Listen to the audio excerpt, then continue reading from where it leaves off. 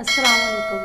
अब हम बात कर रहे हैं इस चैप्टर की प्रॉब्लम्स के बारे में। इस चैप्टर की थ्योरी हम पहले पढ़ चुके हैं रीसेंट वीडियोस में। अब इसकी प्रॉब्लम्स रह गई थी तो उनको हम डिस्कस करते हैं। सबसे पहले हम बात कर रहे हैं पहली प्रॉब्लम की। इसके फार्मूलाए मैंने यहाँ पर क्यों नहीं लिखे, क्योंकि इसके सिर्फ दो फार्मूलाए हैं जो कि हमने इस चैप्टर की थ्योरी में पढ़े थे, जो कि थे एक तो मिरर इक्वेशन थी और एक मैग्नीफिकेशन का फार्मूला था। तो इस वजह से मैंने वो यहाँ पर नहीं लिखा, क्योंकि सिर्फ दो थे। अब यहाँ पर देखें, सबसे पहली प्रॉब्लम दी हुई है, लिखा हुआ है an object is placed at a distance of 30 centimetre. एक ऑब्जेक्ट रखा हुआ है 30 सेंटीमीटर के फासले पर है from a concave mirror. Concave mirror से वो 30 सेंटीमीटर के फासले पर दिया हुआ है। तो 30 सेंटीमीटर ऑब्जेक्ट का फासला है मिरर से। जैसे कि अगर यहाँ पे मैं एक रफली डायग्राम बनाऊँ, तो अगर मैं कंसिडर करूँ कि ये कॉनकेव मिरर है, तो ये कॉनकेव मिरर जैसे कि हमने पढ़ा था कि इसकी आउटर कोटेड होती है और इनर साइड पॉलिश होती है। तो अगर मैं कह रही हूँ कि इससे ऑब्जेक्ट रखा हुआ है, लेट्स सपोज ये एक ऑब्जेक्ट है जो कि 30 सेंटीमीटर के फासले पर है, किससे? मिरर से। तो मिरर से वो 30 सेंटीमीटर के फासले पर रखा हुआ है, तो इसको हम ऑब्जेक्ट डिस्टेंस कंसीडर करेंगे, क्योंकि ये ऑब्जेक्ट का फासला है मिरर से। तो इसको हम P से शो कर रहे हैं, क्योंकि ऑब्जेक्ट डिस्टेंस को P से शो किया जाता है। आगे लिखा हुआ है of focal length 5 centimetre. Focal length दी हुई है 5 सेंटीमीटर। तो फोकल लेंथ क्या है? फोकल लेंथ की अगर मिसाल के तौर पर मैं कह रही हूँ कि ये फोकस है, तो फोकस से मिरर तक का फासला 5 सेंटीमीटर, ये हमारे पास क्या है? ये फोकल लेंथ दी हुई है। तो फोकस से मिरर तक का, या हम कह सकते हैं पोल तक का फासला, ये फोकल लेंथ है। तो फोकल लेंथ 5 सेंटीमीटर है। If the object is 5 centimetre high, कह रहे हैं ये जो ऑब्जेक्ट है ये 5 सेंटीमीटर हाई है। तो हाई मतलब ये हाइट ऑफ ऑब्जेक्ट दी हुई है 5 सेंटीमीटर। ठीक है, तो ये हमने एक रफली एक फिगर बना ली ताकि इसको सही से समझ सकें। तो ऑब्जेक्ट डिस्टेंस 30 दिया हुआ है, फोकल लेंथ 5 सेंटीमीटर है और हाइट ऑफ ऑब्जेक्ट HO से इंडिकेट किया 5 सेंटीमीटर है। तो फाइंड क्या करना है? लिखा हुआ है find the position and size of the image. Position और साइज ऑफ इमेज फाइंड करना है। तो यहाँ पर ये पोजीशन ऑफ इमेज होगा, तो इसको हम सही कर लेते हैं। This is position of image. Find this was the mistake. तो यहाँ पर पोजीशन ऑफ इमेज हमें क्यों फाइंड करना है? पोजीशन ऑफ इमेज यानी कि हमें जो इमेज बन रहा है, जिस फासले पर इमेज बनेगा वो हमें फाइंड करना, तो उसको हम क्यू से शो कर रहे हैं। और साइज ऑफ इमेज फाइंड करना है। साइज ऑफ इमेज यानी कि जो इमेज दिख रहा है मिरर से वो कितना बड़ा है, तो हमें HI फाइंड करना है। ये दो चीज़ें मालूम करनी है। अब पोजीशन ऑफ इमेज फाइंड करने के लिए अगर मैं मिरर फार्मूला कंसीडर करूं, mirror formula 1/f is equals to 1/p plus 1/q था। तो यहाँ पर आप देख सकते हैं P दिया हुआ है, F भी दिया हुआ है, तो हम Q आराम से फाइंड कर सकते हैं। Now we will use the mirror formula and by using mirror formula we will find the value of Q। अब आप देख सकते हैं F की वैल्यू 5 थी, P की वैल्यू 30, Q हमें मालूम करना है। अब 1/30 इधर प्लस में, उस तरफ जाकर माइनस हो जाएगा। अब माइनस हो गया तो 1/Q अलग हो गया। अब ये दोनों वैल्यूज जो हैं 1/5 माइनस 1/30, इनको आपकी मर्जी है आप LCM से सॉल्व करें, आपकी मर्जी है आप इसको डिवाइड करके सॉल्व करें, या आपकी मर्जी है अगर आपको कोई और ऑल्टरनेट वे मालूम है तो आप इसको उस तरीके से कर सकते हैं, आंसर सेम आएगा। तो यहाँ मैंने LCM वाला मेथड यूज़ किया है।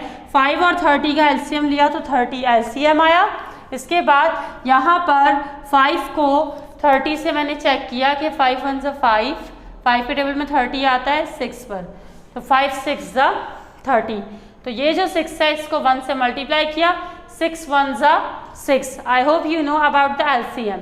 ये मैंने इसका डायरेक्ट वे बताया है। अगर आपको LCM लेने का अपने लिहाज से कोई इनडायरेक्ट वे पता है तो आप उससे भी LCM ले सकते हैं, आंसर यही आएगा। इसके बाद ये 30 था, 30 को LCM से जब कैंसिल करेंगे तो यहाँ पे 30 पूरा कैंसिल हो जाएगा, तो 1 बचेगा। 1 को 1 से मल्टीप्लाई किया तो यहाँ पर 1 आ गया। अब 6 माइनस 1 5 आ गया, नीचे 30 एज इट इज। इसके बाद इक्वल्स टू 1/Q। अब 5 1 ज़ा 5, 5 6 ज़ा 30, तो यहाँ पर 1/6 आ गया और ये किसके इक्वल है 1/q के। अब इनको हम इन्वर्ट करेंगे या आप ये भी कह सकते हैं इनका हम रेसिप्रोकल लेंगे, तो इन्हें जब इन्वर्ट किया तो 1/q q बन गया और 1/6 6 बन गया। इसको अरेंज करके लिखा तो q किसके इक्वल आ गया 6 सेंटीमीटर के। तो ये हमारे पास इमेज डिस्टेंस या पोजीशन ऑफ इमेज फाइंड हो चुका है। अब हम फाइंड करेंगे HI height of image. Height of image find करने के लिए हम यहाँ पर मैग्निफिकेशन का फॉर्मूला यूज करेंगे। मैग्निफिकेशन इक्वल है Q/P के, ये मैग्निफिकेशन का फॉर्मूला है। लेकिन यहाँ पर m नहीं दिया हुआ था क्वेश्चन में, तो हम m को भी ओपन कर लेंगे। हम कहेंगे कि मैग्निफिकेशन HI/HO के भी इक्वल है, क्योंकि मैग्निफिकेशन के दो फॉर्मूला आए थे, एक Q/P और एक HI/HO। तो इस वजह से यहाँ पे हमने दोनों यूज़ कर लिए कि पहले हमने कहा कि m इक्वल है Q/P के, और फिर हमने कहा कि m की जगह आप लिख दें HI/HO। अब HI/HO बराबर है Q/P के। अब इसमें वैल्यूज पुट करेंगे तो HO की वैल्यू जैसा कि आप डाटा में देख सकते हैं 5 दी हुई है, और Q की वैल्यू जैसा कि आप देख सकते हैं ऊपर अभी हमने फाइंड की है, तो ये 6 यहाँ पे पुट कर दिया, और P की वैल्यू 30 है, ये भी डाटा में दी हुई थी। अब 5 यहाँ पर डिवाइड में ऊपर जाकर मल्टीप्लाई हो गया, तो अब या तो आपकी मर्जी है आप इसको 6 और 5 को मल्टीप्लाई करके 30 से डिवाइड करें, या आप डायरेक्ट भी इसको कैंसिल कर सकते हैं। कैसे? जैसे यहाँ देख सकते हैं 5 1 ज़ा 5, 5 6 ज़ा 30 आ गया। अब 6 1 ज़ा 6, 6 1 ज़ा 6, तो कुछ भी नहीं बचा, यहाँ पर सिर्फ 1 बच रहा है, तो हमने 1 सेंटीमीटर इसकी हाइट लिख दी। नीचे अपॉन में भी 1 था, लेकिन अपॉन में 1 नहीं लिखते, तो सिर्फ हमने यहाँ पर न्यूमरेटर का 1 लिखा हुआ है। तो अच्छा यहाँ पर हाइट ऑफ इमेज फाइंड की गई है। अब हाइट आ गई 1 सेंटीमीटर और Q आ गया 6 सेंटीमीटर। तो इसको हम रिजल्ट में नोट करेंगे, जैसा कि क्वेश्चन में वर्डिंग थी उसी लिहाज से यहाँ पर रिजल्ट नोट डाउन किया गया। क्या लिखा हुआ है? The position of image from concave mirror is 6 centimetre and the size of image is 1 centimetre. तो ये हमारे पास प्रॉब्लम नंबर 1 सॉल्व हो चुकी है। Now let's solve problem number 2। Problem number 2 में हमें फोकल लेंथ मालूम करनी है और मिरर की नेचर भी बतानी है कि मिरर कॉन्वेक्स है या कॉनकेव है। तो इसको पहले रीड करते हैं ताकि इसका डाटा बना सकें। लिखा हुआ है if an object is placed at a distance of 10 centimetre from a spherical mirror. एक स्फेरिकल मिरर मौजूद है जिससे ऑब्जेक्ट 10 सेंटीमीटर के फासले पर है। इसका मतलब ऑब्जेक्ट डिस्टेंस हमें दे दिया गया है, तो P यहाँ पर 10 सेंटीमीटर दिया हुआ है। आगे लिखा हुआ है and it's virtual image is formed at a distance of 5 centimetre from the mirror. उसका वर्चुअल इमेज बन रहा है 5 सेंटीमीटर के फासले पर। तो वर्चुअल इमेज है मिरर से 5 सेंटीमीटर के फासले पर। इसका मतलब है ये जो इमेज है ये माइनस में लिया जाएगा, क्योंकि वर्चुअल इमेज जैसा कि मैंने लेक्चर में बताया था कि हमेशा नेगेटिव होता है, तो इस वजह से हमने यहाँ पे माइनस में लिया। आगे लिखा हुआ है find the focal length and nature of the mirror. हमें फोकल लेंथ मालूम करनी है, F मालूम करना है, और नेचर मालूम करनी है मिरर की। तो फोकल लेंथ मालूम करने के लिए वही सेम फॉर्मूला यूज होगा, मिरर फॉर्मूला। इसमें वैल्यूज पुट करेंगे और आंसर निकालेंगे। तो F मालूम करना है, P की वैल्यू 10 दी हुई है, Q की वैल्यू -5 है। अब प्लस माइनस माइनस, फिर 10 और 5 का एलसीएम लिया तो 10 एलसीएम आ गया। और इसके बाद हमने क्या किया, यहाँ पर 10 को 10 से कैंसिल किया तो 1 बचा, तो ऊपर 1 आ गया। और इसके बाद यहाँ 5 को 10 से कैंसिल करेंगे तो 5 1 ज़ा 5, 5 2 ज़ा 10, फिर 2 1 ज़ा 2। तो यहाँ पर ये 1 - 2/10 आ गया। ये एलसीएम मेथड है, ठीक है। इसके बाद 1 में से 2 को माइनस करेंगे तो प्लस माइनस माइनस, और 2 में से 1 गया तो 1 बच गया, लेकिन बड़ी वैल्यू के साथ माइनस का साइन था तो यहाँ पर भी माइनस आएगा। अब ये 1/f किसके इक्वल आ गया? -1/10 के। लेकिन ये 1/f की वैल्यू आई है। अब इसको इन्वर्ट करेंगे, इसका रेसिप्रोकल लेंगे तो यहाँ पर f = -10 सेंटीमीटर आ गया। इसके बाद अब क्योंकि f की वैल्यू नेगेटिव आई है तो जब f की वैल्यू नेगेटिव है इसका मतलब जो मिरर है वो कॉन्वेक्स है। ठीक है, दो मिरर होते हैं, एक होता है कॉनकेव और एक होता है कॉन्वेक्स। कॉनकेव की फोकल लेंथ पॉजिटिव होगी और कॉन्वेक्स की नेगेटिव होगी। तो अगर फोकल लेंथ नेगेटिव आ गई है तो इसका मतलब ये कॉन्वेक्स मिरर है, और अगर पॉजिटिव आती तो इसका मतलब ये कॉनकेव मिरर होता। तो यहाँ पर -10 सेंटीमीटर आ गया, नेगेटिव में आ रहा है तो नेगेटिव साइन शो कर रहा है कि ये कॉन्वेक्स मिरर है। और उसके बाद हमने इसका रिजल्ट लिख दिया क्वेश्चन की वर्डिंग से ही, the focal length of the mirror is -10 centimetre and the mirror is convex by nature. यहाँ तक प्रॉब्लम नंबर 2 सॉल्व हो चुकी है। Let's discuss problem number 3 now. What is written? An object is situated at a distance of 20 centimeter from a concave mirror. फिर से हमें concave mirror दे दिया गया है और कह रहे हैं कि एक ऑब्जेक्ट है जो 20 सेंटीमीटर के फासले पर है कॉनकेव मिरर से। तो again object distance is given which will be indicated by p और उसकी वैल्यू दी हुई है 20 सेंटीमीटर। इसके बाद आगे लिखा हुआ है find the nature and the position of the image. Nature और पोजीशन ऑफ इमेज फाइंड करनी है कि जो इमेज बनेगा वो किधर बन रहा है, और इसके अलावा नेचर मालूम करनी है कि जो इमेज होगा कॉनकेव मिरर से बनने वाला वो रियल होगा या वर्चुअल होगा। इसके बाद आगे लिखा हुआ है if the focal length of the mirror is 15 centimetre, और फोकल लेंथ दे दी गई है 15 सेंटीमीटर। अब क्योंकि कॉनकेव मिरर है तो कॉनकेव मिरर की फोकल लेंथ हमेशा पॉजिटिव होती है, तो इस वजह से यहाँ पर +15 सेंटीमीटर लिया। अगर कॉन्वेक्स मिरर होता तो यहाँ पर -15 लेते। अब पोजीशन ऑफ इमेज फाइंड करने के लिए हमारे पास दो चीज़ें होनी चाहिए, एक तो ऑब्जेक्ट डिस्टेंस और एक फोकल लेंथ। दोनों यहाँ पर दी हुई हैं तो हम मिरर फॉर्मूला यूज़ करके आसानी से पोजीशन ऑफ इमेज फाइंड कर सकते हैं। तो जैसा कि आप देख सकते हैं यहाँ पर हमने मिरर फॉर्मूला यूज़ किया 1/f = 1/p + 1/q। इसको यूज़ करते हुए हमने अब इसमें वैल्यूज़ पुट की, तो f की वैल्यू डाटा से ली, डाटा में दी हुई थी 15 सेंटीमीटर, तो यहाँ पर हमने लिखा 15। p दिया हुआ था 20, तो यहाँ नोट डाउन किया गया 20। इसके बाद q मालूम करना है तो q एज इट इज़ आ गया। अब ये पूरी वैल्यू यहाँ पर प्लस में है तो उधर जाकर माइनस हो जाएगी।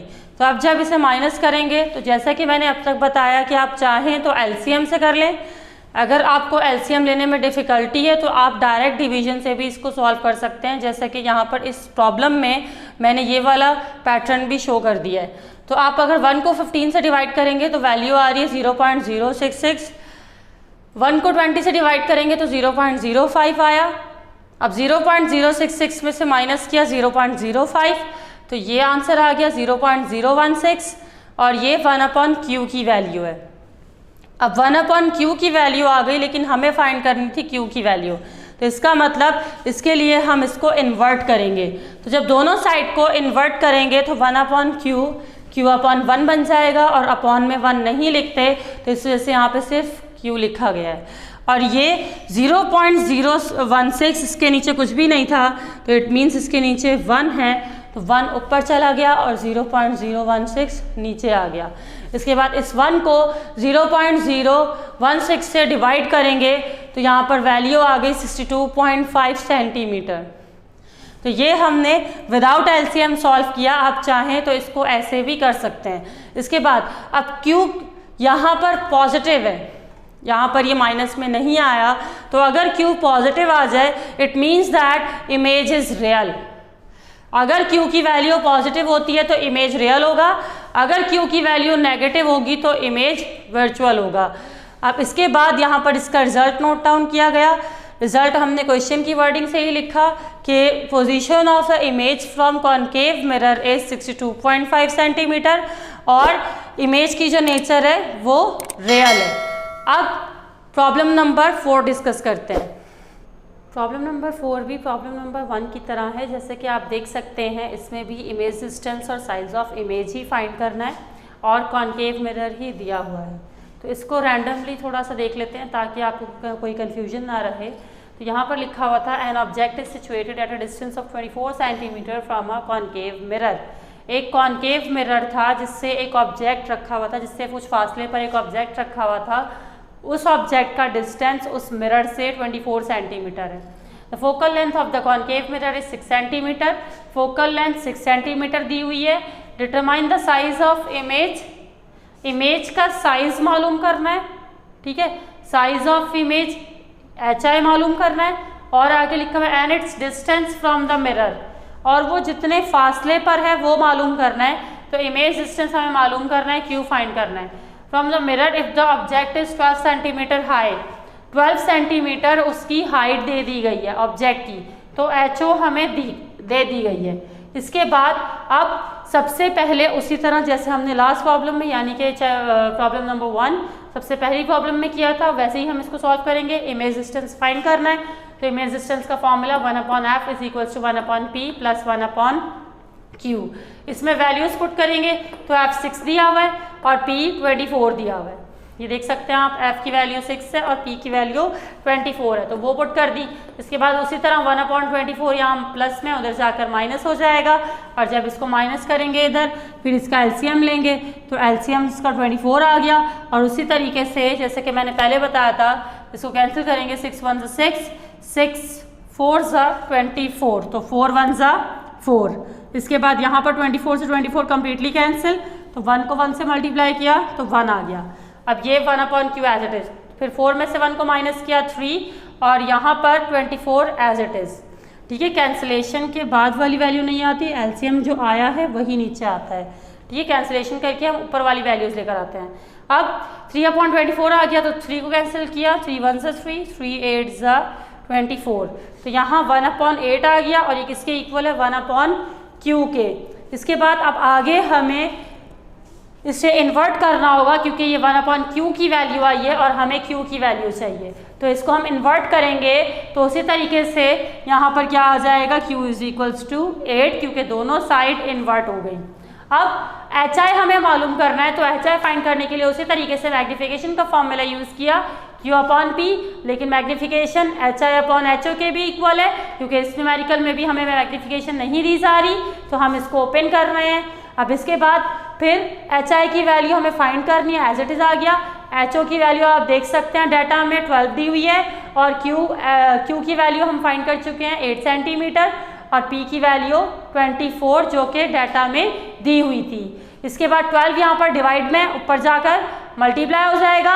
HI हमें मालूम करना है, तो अब यहाँ पर इसको कैंसिल करेंगे, 12 1 12, 12 2 24, इसके बाद 2 1 2, 2 4 8, तो इसका मतलब हमारे पास HI क्या आ गया, 4 सेंटीमीटर। तो HI की वैल्यू भी आ चुकी है, Q की वैल्यू भी आ चुकी है। अब हम इसका रिजल्ट नोट करेंगे। इसका रिजल्ट बिल्कुल वैसे ही लिखा गया है जैसे कि हमने फर्स्ट प्रॉब्लम का लिखा था। प्रॉब्लम नंबर 5 में हमें ऑब्जेक्ट डिस्टेंस फाइंड करना है, लेकिन इसका पैटर्न थोड़ा चेंज है। अब तक हमने जितनी भी प्रॉब्लम सॉल्व की वो एक अलग पैटर्न से थी, लेकिन इसमें थोड़ा सा चेंज आएगा, तो उसको अब स्टडी करते हैं। लिखा हुआ है the focal length of a concave mirror is 10 centimetre. फिर से हमें कॉनकेव मिरर की फोकल लेंथ दे दी गई है जो कि 10 सेंटीमीटर है। आगे लिखा हुआ है where should an object be place so as to get its real image.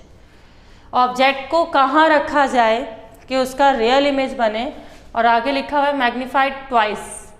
तो मैग्नीफिकेशन दे दी गई है, ट्वाइस मैग्नीफिकेशन मतलब मैग्नीफिकेशन 2 दी हुई है कि जो ऑब्जेक्ट है उसका जो इमेज बनेगा वो डबल होगा, या हम कह सकते हैं ऑब्जेक्ट के साइज के ट्वाइस होगा, ठीक है। इसके बाद आगे लिखा हुआ है ऑब्जेक्ट डिस्टेंस फाइंड करना है, तो इस ऑब्जेक्ट डिस्टेंस को हमने रिक्वायर्ड में मेंशन कर दिया।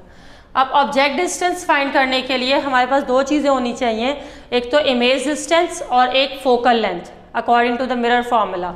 लेकिन यहाँ पर फोकल लेंथ दी हुई है और ऑब्जेक्ट डिस्टेंस फाइंड करना है, यहाँ पर इमेज डिस्टेंस नहीं दिया हुआ, तो इमेज डिस्टेंस हमें फाइंड करना पड़ेगा। इमेज डिस्टेंस फाइंड करने के लिए हम मैग्नीफिकेशन को यूज़ करेंगे, यानी कि मैग्नीफिकेशन का फॉर्मूला यहाँ पर यूज़ किया जाएगा। जैसे कि आप देख सकते हैं यहाँ पर मैग्नीफिकेशन का फॉर्मूला नोट किया गया m = Q/P। इसके बाद अब मैग्नीफिकेशन 2 दी हुई थी, डाटा से ले ली। इसके बाद Q और P नहीं दिया हुआ था, तो वो यहाँ पर एज इट इज़ आ गया। अब P यहाँ पर डिवाइड में तो 2 के साथ ये मल्टीप्लाई में चला गया और Q किसके इक्वल आ गया, 2P के। अब Q की वैल्यू आ चुकी है, Q 2P के इक्वल है, तो अब हम मिरर फार्मूला यूज़ करेंगे और मिरर फार्मूला में ये सारी वैल्यूज़ पुट करेंगे जो कि हमारे पास दी हुई हैं या आ चुकी हैं।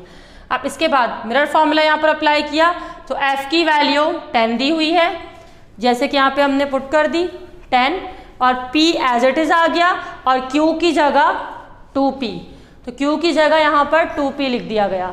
इसके बाद अब इनका LCM लेंगे तो P और 2P यहाँ पर LCM लिया गया तो 2P LCM आ गया, जो हाईएस्ट वैल्यू होती है वो LCM होता है, ठीक है। तो यहाँ पर हाईएस्ट वैल्यू 2P थी तो 2P इसका LCM है।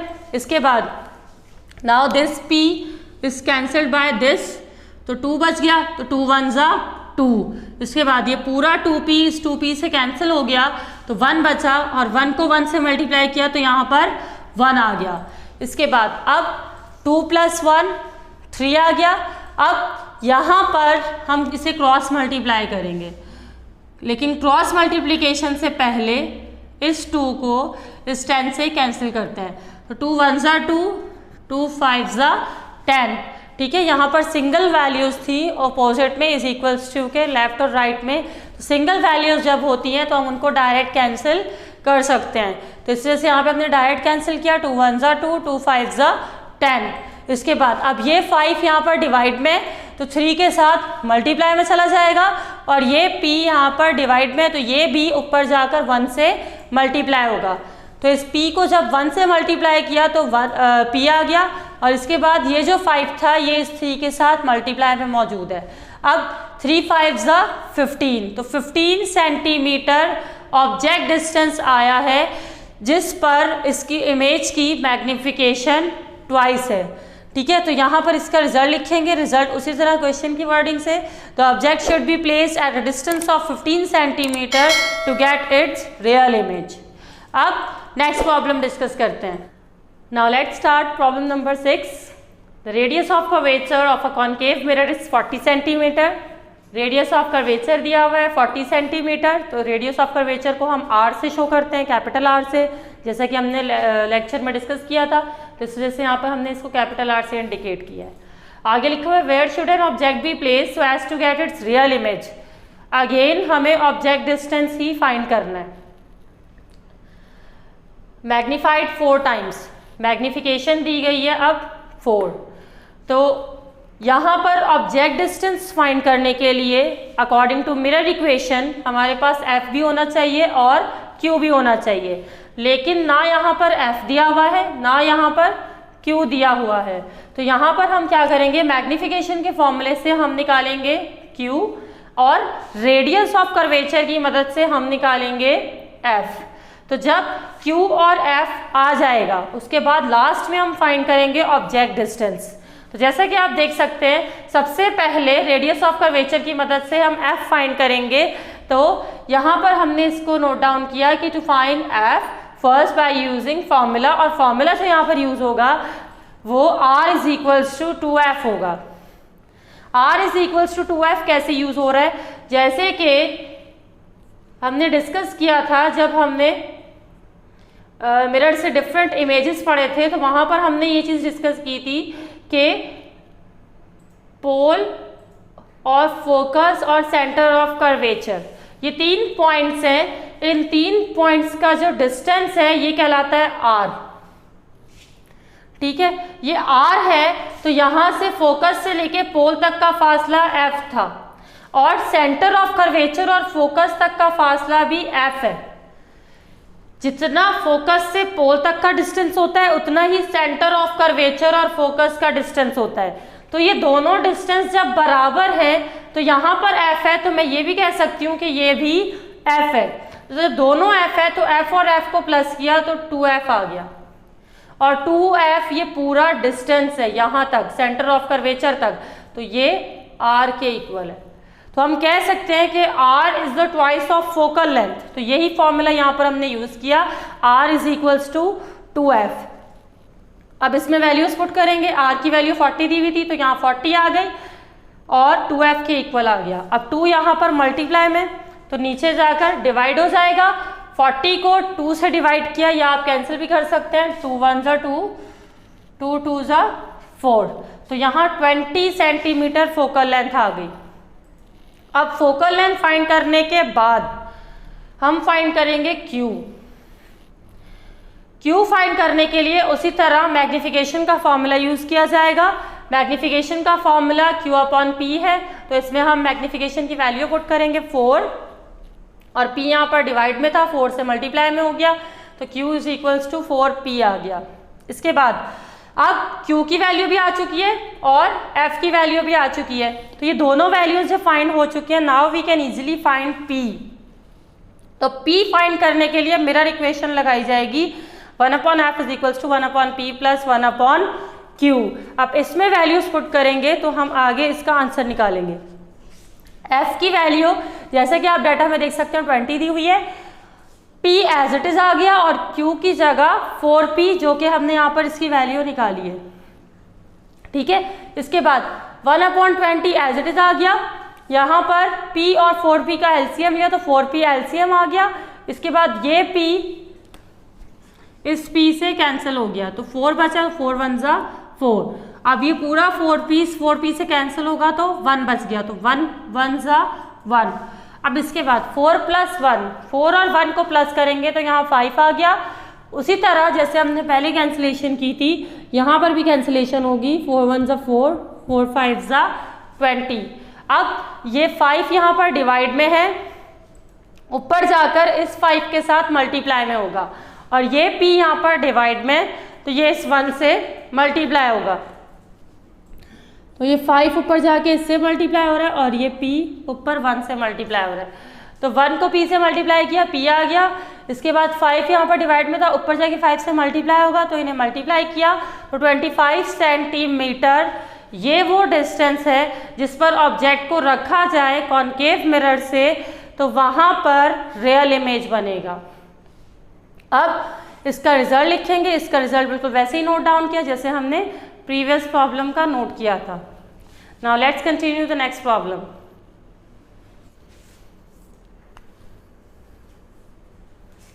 Let's study problem number 7 now. An object is situated at a distance of 20 centimetre. एक ऑब्जेक्ट है 20 सेंटीमीटर पर रखा हुआ है, तो ऑब्जेक्ट डिस्टेंस दे दिया गया है 20 centimetre from a convex mirror. लेकिन अब बात हो रही है कॉन्वेक्स मिरर की, तो कॉन्वेक्स मिरर के अकॉर्डिंग ही अब हम डाटा को देखेंगे। तो यहाँ लिखा हुआ of radius of curvature 20 centimetre, radius of curvature दे दिया गया 20 सेंटीमीटर, लेकिन क्योंकि कॉन्वेक्स मिरर की बात हो रही है तो यहाँ पे रेडियस ऑफ कर्वेचर को हम माइनस में ले रहे हैं। आगे लिखा हुआ है find the position and nature of the image. Position of image यानी कि इमेज डिस्टेंस क्यों मालूम करना है, जबकि ऑब्जेक्ट डिस्टेंस और रेडियस ऑफ कर्वेचर दिया हुआ है, और आगे लिखा हुआ है and nature of the image, और नेचर ऑफ इमेज भी हमें मालूम करनी है कि इमेज रियल है या वर्चुअल। अब जैसा कि मैंने कहा कि रेडियस ऑफ कर्वेचर हम माइनस में ले रहे हैं क्योंकि कॉन्वेक्स के लिए बात हो रही है, तो कॉन्वेक्स का रेडियस ऑफ कर्वेचर माइनस में लिया गया है, तो वही सेम फॉर्मूला हमने यूज़ किया, r = 2f, और r 20 है लेकिन 20 के साथ माइनस लगाया, क्यों? क्योंकि फोकल लेंथ नेगेटिव में आती है कॉन्वेक्स की। इसके बाद अब ये 2f एज इट इज आ गया, अब 2 यहाँ पर मल्टीप्लाई में, तो नीचे जाकर डिवाइड हो जाएगा 20 से, तो -20 से जब 2 को डिवाइड करेंगे तो यहाँ पर -10 सेंटीमीटर आ गया। तो ये माइनस क्या शो कर रहा है, ये शो कर रहा है कि जो कॉन्वेक्स मिरर है उसकी फोकल लेंथ है ये, क्योंकि कॉन्वेक्स मिरर की फोकल लेंथ हमेशा नेगेटिव में होती है। अब इसके बाद आगे अब हमें फाइंड क्या करना था, इमेज डिस्टेंस, तो हमारे पास f आ चुका है और p दिया हुआ था, तो अब हम मिरर फॉर्मूला यूज़ करके q को फाइंड करेंगे, ठीक है। तो यहाँ पर 1 एज इट इज आ गया, f की वैल्यू -10 थी वो पुट कर दी, और इसके बाद p 20 दिया हुआ था वो पुट कर दिया, और q हमें मालूम करना है, तो ये एज इट इज आ गया। अब इसके बाद अब ये +1/20 है, तो ये उधर जाके -1/20 हो गया, और -1/10 एज इट इज आ गया। माइनस नीचे था लेकिन हम इसको इसके साथ ऊपर भी लिख सकते हैं, ठीक है। इसके बाद अब यहाँ पर इसका एलसीएम लेंगे, तो 10 और 20 का एलसीएम लिया तो 20 एलसीएम आ गया, और यहाँ पर अगर हम इसको कैंसिल करें तो 10 1 ज़ा 10, 10 2 ज़ा 20, तो यहाँ पर 2 आ रहा है तो ये 2 को 1 से मल्टीप्लाई किया तो इधर 2 आ गया और ये माइनस एज इट इज। इसी तरह 20 से 20 कम्प्लीटली कैंसिल होगा तो 1 आएगा, तो 1 को 1 से मल्टीप्लाई किया तो 1 एज इट इज। अब ये -2 -1 upon 20 is equals to 1 upon Q आ गया। अब यहाँ पर ये माइनस माइनस प्लस हो रहा है तो 2 + 1 जब हम करेंगे तो यहाँ पर हो जाएगा 3, लेकिन क्योंकि बड़ी वैल्यू के साथ इधर माइनस था तो यहाँ पर आएगा -3 अपॉन 20। तो -3 अपॉन 20 इक्वल आ गया 1 अपॉन क्यू के।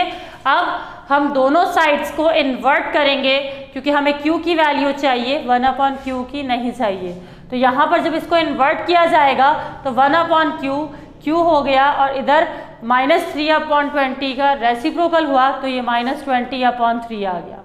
इसके बाद अब -20 को 3 से डिवाइड करेंगे तो -6.66 आ रहा है, तो ये इस क्यू की वैल्यू है और ये सेंटीमीटर्स में है।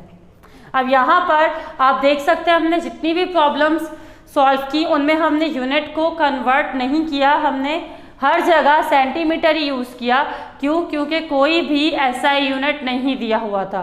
अगर कोई भी SI यूनिट होता तो सारे यूनिट्स कन्वर्ट होते, लेकिन क्योंकि कोई भी SI यूनिट नहीं था, सारे CGS यूनिट थे, तो इस वजह से हम इसको कन्वर्ट नहीं कर रहे।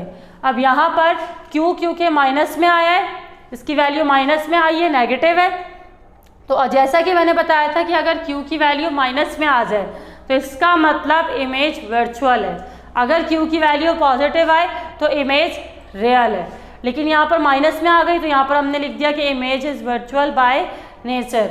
और बिल्कुल ऐसा ही है, कॉन्वेक्स के जितने भी इमेजेस होते हैं वो सारे वर्चुअल बनते हैं, जैसे कि आप देख सकते हैं यहाँ पे वर्चुअल इमेज आ चुका है। अब इसका रिजल्ट लिखेंगे तो रिजल्ट में हमने लिखा the position of image from convex mirror is -6.66 centimetre and the image is virtual by nature. Now let's move towards the last problem. इस प्रॉब्लम में हमें 3 ऑब्जेक्ट डिस्टेंस दिए जा रहे हैं और हमें 3 इमेज डिस्टेंसेस फाइंड करने हैं। तो प्रॉब्लम को रीड कर लेते हैं पहले ताकि आपको समझ आ जाए आसानी से। Focal length of a concave mirror is 10 centimetre. फिर से कॉन्केव मिरर की बात हो रही है, जैसे कि आप देख सकते हैं कॉन्केव मिरर दे दिया गया है, तो कॉन्केव मिरर की फोकल लेंथ दी गई है 10 सेंटीमीटर। आगे लिखा हुआ है if the object is situated at a distance of, 3 distances दिए हुए हैं कि ऑब्जेक्ट को 3 अलग अलग पोजीशन पे रख कर देखा जाए। तो पहली जो पोजीशन है ऑब्जेक्ट की, या पहला जो ऑब्जेक्ट डिस्टेंस है वो 60 सेंटीमीटर था, तो उसको यहाँ पर हमने फर्स्ट पॉइंट करके ऑब्जेक्ट डिस्टेंस मेंशन कर लिया और इसको यहाँ पर P1 से शो कर रहे हैं। इसके बाद नेक्स्ट जो है वो 20 सेंटीमीटर दिया हुआ है। अब पहले 60 पे रखा, उसके बाद फिर उसे 20 पर लेकर आए, तो ऑब्जेक्ट डिस्टेंस इसको हमने P2 से शो किया और 20 सेंटीमीटर है। थर्ड ऑब्जेक्ट डिस्टेंस 5 सेंटीमीटर दिया हुआ है, तो थर्ड को भी हमने यहाँ पर नोट डाउन किया, ये P3 से इंडिकेट किया गया और ये 5 सेंटीमीटर है। आगे लिखा हुआ है find the distance of image in each case. इन तीनों केसेस में हमें इमेज डिस्टेंसेस फाइंड करने हैं। इमेज डिस्टेंस P1 पर, इमेज डिस्टेंस P2 पर, इमेज डिस्टेंस P3 पर। क्योंकि ऑब्जेक्ट डिस्टेंसेस की वैल्यू चेंज होने की वजह से इमेज डिस्टेंसेस की वैल्यू भी चेंज होगी।